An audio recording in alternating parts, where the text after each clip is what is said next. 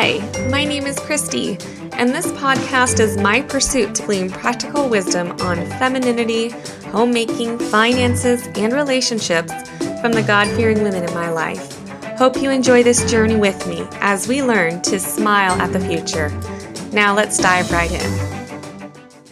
Hi, ladies, and welcome back to the Smiling at the Future podcast. The topic of buying a house is not for the faint of heart.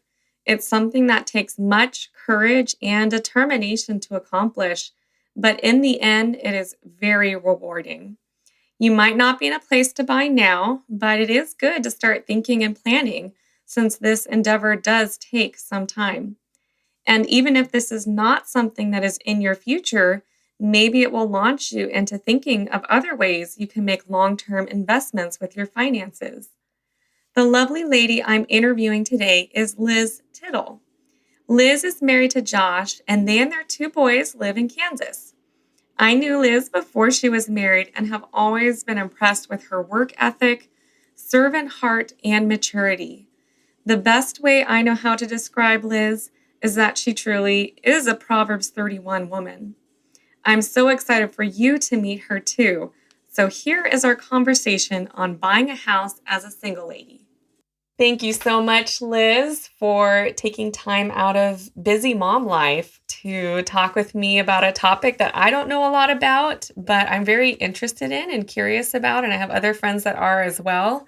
And that is buying a house, particularly as a Christian single woman. From that angle, we're going to look at some different questions and kind of hash out, because you have been in that place yourself, and you were a homeowner in California, which is a difficult place to buy a house just because it's very expensive. So would love to start out here with what you were prioritizing when you were looking for a house. Were you thinking about finding a place that would be best for hospitality, place to raise a family? What things were on your checklist when you were house hunting? That's a great question, and thank you for having me. Thoroughly looking forward to this. So things I was prioritizing, especially in California, is I wanted a single-family residence. I didn't want a condo or a townhouse that was connected to other structures. I think that was more just a personal preference thing, but I wanted a single-family dwelling that was in a neighborhood that did not have a homeowners association, because those neighborhoods tend to come with additional fees and regulations, like what color you can paint your house and things like that. So I was looking for those two things. And then from there, I didn't have in my mind that this was going to be like a forever home. I was just looking to get into something so that I wouldn't be paying rent anymore. So that my money, I was investing essentially in my own investment, not in other people's investments. So with that in mind, I wasn't looking for something that essentially met all my, desires, but it turned out that the house I did get did. I wanted a single story if possible, because I did keep in mind, whether you have young children or older adults, if it's one story, everyone can get in and out easily, and it's way easier to carry your groceries in. So I wanted a one story, preferably with an attached garage, and I thought it would be really nice to have a fireplace. So the house I found was actually the first house I looked at. So again, I was not very emotionally attached to this decision. It was just like, it met kind of what I was looking for. It was a one story. It was about 1,600 square foot home, 2-car garage, a fireplace. It was a bank-owned property. So they were trying to get rid of it. This was in 2011 at the bottom of the market, when a lot of banks had taken back properties because people had gotten in over their heads. It was kind of a mess. It hadn't been well cared for. So going into it, I knew I didn't have any money to fix it up. So I initially made an offer that wasn't accepted, and that was fine with me because I wasn't going to pay any more than what I'd offered. And then I think it was a month later, the realtor contacted me again. He just said, no one's made an offer. You might try again. So I made the same offer. I think it was relatively low, and it got accepted. But part of the deal was that they would paint it and put new flooring in, which made a huge difference right off the bat, made it livable, if you will, because I could not afford to do that. So all the nasty carpet and mismatched flooring left. And I had a livable house. It still needed a lot of work. It needed a lot of updating, and whether it was the the HVAC, the heating and air conditioning system, or one of the bathrooms, and the roof. There was a lot that still needed to get done eventually, but it was a good start. But that's really neat that you weren't intimidated by a fixer-upper, because I feel like for me, I would go into a situation like that feeling like there's, I like watching those TV shows, but I don't know if I would be the gal to put on a new roof or, know how to navigate all that. But I'm sure you learned a lot as you went. And you didn't do it all. You did a lot, but you didn't do it all yourself, and you hired professionals for the right jobs. Right, which is a whole learning experience that we could probably do a whole nother podcast on. But I did have a little bit of longevity, even though I wasn't looking for like a forever home. I did have a long view in mind of if I were to stay here or had other people here with me, would it be accessible to them? I think it ended up being even more of a dream home in a sense than I imagined it would be. It would be a great place to raise a young family and get old in. So you bought a house on a single income, and that has challenges of its own. So what did you have to think through financially when you purchased a house? Obviously, you need to make sure you can afford the mortgage payment, which is going to be calculated based on your loan amount, like how much you purchased the home for, how much you put down as a down payment, and then your interest rate that you get. And going into a first-time home buying situation, oftentimes there's special programs that you can qualify for, especially depending on your profession. So there's special programs for like first responders and teachers and military, where you might be able to get a loan or a lower interest rate than you otherwise would have been able to get. So those are some programs that I looked into, and I did qualify for one of them as a firefighter. Other things to think about are, do you have the option to rent out to roommates, rent out rooms to roommates, and will the home be able to manage that, if you will? Are you buying a house that has other rooms that you can rent out? And what's the market for that? Like living in Southern California, close to Grace Community Church and the Master's College, there was a plethora of young single women that I could rent to who would make ideal roommates, as you were one of them. I was encouraged by an older lady in my life to live in the house by myself for at least a few months, which I think was really good advice, just to kind of get my head wrapped around the responsibility of it and kind of even set a tone for how I wanted the home to be, so that when I invited roommates in, I could be clear with my expectations of what the atmosphere of the home was to be like. Just so up front, those kind of issues, if you will, could be dealt with. You can hold that expectation of you're welcome to use everything in the house, but if you would please, at the end of the day, keep everything in your room so that everyone can have comfortable access to the common areas, or, whatever it is that you have. If you desire for the home to be used for hospitality, that was important to me. So that was one of my requests, was let's keep the common areas nice so that we can have anyone walk in at any time, things like that. Yeah, if you live in an area where you could run out to roommates, that can help your financial situation, but the bank isn't going to take that into consideration when they offer you the loan. So you have to be able to qualify for it, if you will, on your own, if you're going to buy it by yourself, unless you're going to buy it with a family member or something, which I would be careful about buying with someone else, unless you're married to them. It can be a very challenging situation, unless you know for sure you're on the same page, even spiritually. Like if you have different priorities for the home and for how you use your finances, that can be really challenging.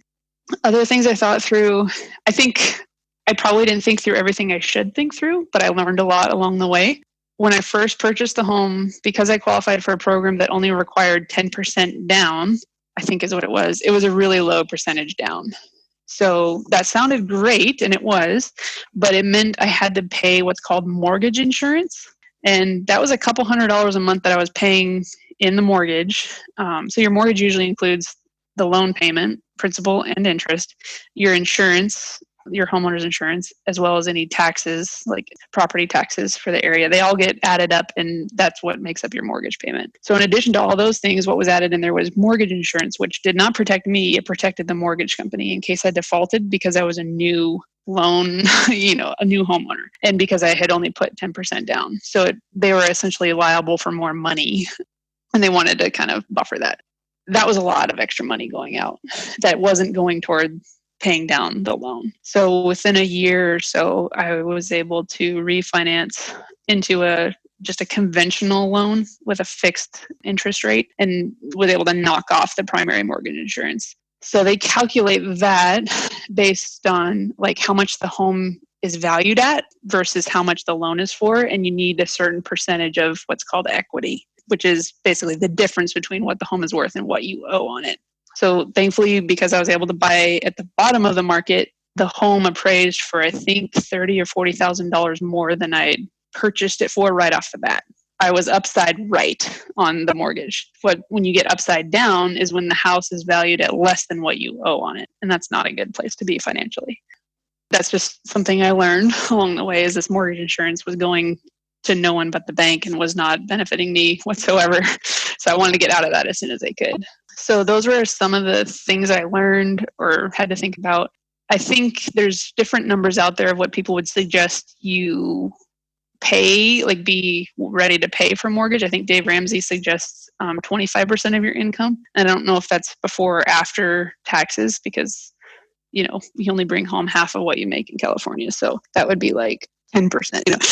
My math is all wrong, but it would be a ridiculously low amount that you'd be available, and you would not be able to purchase a home, So I think especially there at the beginning, I had 2 years on the job as a firefighter, and I knew my income had steady pay raises for the next 5 or more years because of the way the contract was with stepped pay raises. So when I first got in the home, it was really tight, if you will, financially, and it progressively got better. And then once I got roommates, it got even better. So I was house poor is what it's called, is when you have a house, but you can't spend money on anything else. You can't go out to eat. You can't go anywhere. You're stuck. I was a little bit house poor at the beginning, but it ended up, the market went up, so the equity in the home went up. I had wonderful roommates that helped out with the mortgage, and in the long run, it all worked out and ended up being a huge financial benefit and a great investment.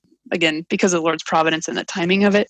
It's important to understand what you're getting into, because some things can sound really good, like a really low rate, like an adjustable rate mortgage sounds great at the beginning, but it just blows up and the interest rate gets bigger. So the higher your interest rate, the more money you're going to pay to borrow that money in the long run. If it'll just pique your interest and you can look up some of what it means, I would just say conventional mortgages and the fewer amount of years that you can afford. Like if you can afford a 15-year fix, great. Like right now, my husband and I are in a 30-year fixed mortgage on our home at a 3.3% interest rate. And right now the interest rates are down in like the 2.2% or so. And so we're actually going to be able to refinance into a 15-year fixed at 2.2%-ish and end up saving about $50,000 over the life of the loan. So refinancing isn't necessarily a good choice for everyone, but depending on what your rate currently is, if you're already in a home, and what the rates are available, and then how much your closing costs are, like what it's going to cost to actually do all the paperwork and appraisals and stuff, it can be very much worth it to refinance into a newer loan, whether it's another 30-year or 15-year. And if I could add another math thing, some banks will not allow you to pay extra on the principal early. So for example, the bank we're with right now, they collect the mortgage every month, but they only apply it to the principal every 2 or 3 months, which means it's building up extra interest every time they don't apply it. Even though they're taking our money, they're not applying it to the loan, which means that they're just kind of raking in the interest. So, and they also don't let you pay early on the principal, which is the base part of the loan, not the interest. So we're refinancing with a bank who will allow us to pay off early, so that as we have extra income, we can pay down our mortgage we can hopefully have the house paid off in less than 15 years. So these are just things that you want to think about as you're looking at that loan. And things that are important are, you want to be a good steward of your finances. So that's why you're thinking through these things. You're wanting to be smart with your money. Kind of segueing into the next question, how did being a Christian and wanting to honor God with your finances and being a good steward, how did that play into your decision to buy a house? Can you share, are there any verses that were meaningful for you on that particular topic? Sure. So one thing I did struggle with a little bit was fear of man. Like, okay, I'm already in a profession that appears really independent and strong. And, if I go buy a house, is it just going to intimidate guys more? Because, yeah, you seem too independent to need a man, and that's not kind of what I wanted to put off, because I don't believe that. I believe that God made men and women to be complementary, and the opportunity to be married came up. I was interested in that, but I didn't want my life to appear that I wasn't. So that was challenging for me. But I just look at Proverbs 31, and there's so many verses in that passage about the virtuous woman and how she made her arms strong, and how she considered a field and she purchased it, and out of she worked to plant the vineyard and then she sold the goods. Like, she was being shrewd and investing and working hard with property. And I would say that was one of the most encouraging things to me, was here's this woman is being praised as being God-fearing, and she's industrious, and she's wise, and she's going out there and doing it. That is so insightful. I never really thought of that verse as, I guess thinking about buying a house, but that's really cool that is in Proverbs 31. Yeah, I'd say that honestly, that's the primary one that was encouraging. But as I bought the house and felt, in some ways I felt guilty. Like, I don't deserve all this. Like, there's seminary families who have like 5 kids and they're living in a 2-bedroom apartment. And, here I have this 3 to 4 bedroom house and I don't deserve all this. It's just like, Lord, please use this to serve other people. Yeah, you look at in Titus and Timothy, the women who, like deacons' wives, like what's expected of them, and elders' wives, or the widows that can get on the list, if you will. It talks about them being hospitable and washing the saints' feet. And I was just so thrilled to see how the Lord used that home to serve people I knew, to serve people I didn't know but became friends with afterwards, whether it was couples that came out and stayed there for an extended time because they were doing like the MDiv program through the Master's Seminary, or family friends of other friends who were in town for weddings that had large families and couldn't really afford a hotel, or just my roommates and their families. There was so many opportunities for hospitality that just brought so much joy to see the Lord using that property to serve others, and not just be like, it's mine and it's really cool that I have this. It was really neat to see the Lord answer that prayer in serving others.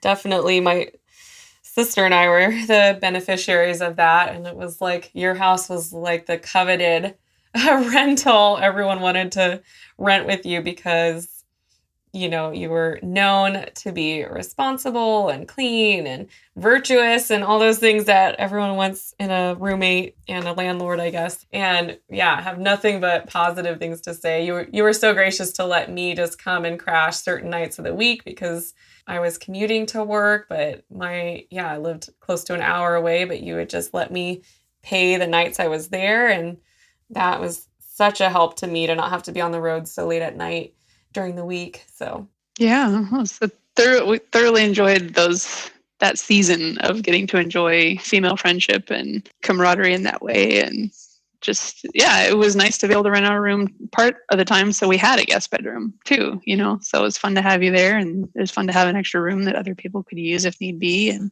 it was a 3-bedroom. Is that what I'm remembering? So it was 3 bedrooms, and the 4th was an extra room off the garage that technically couldn't be considered a bedroom because it had a door to the garage. So we kind of used that as a guest bedroom office space. Something that, as far as stewardship goes, that there's differing opinions on is use of credit cards. And you're probably going, how does this segue in? But if you're looking to get a loan to buy a home, you have to have good credit. And the only way to get good credit is to have things like utility bills, phone bills, or credit cards that you're consistently paying on.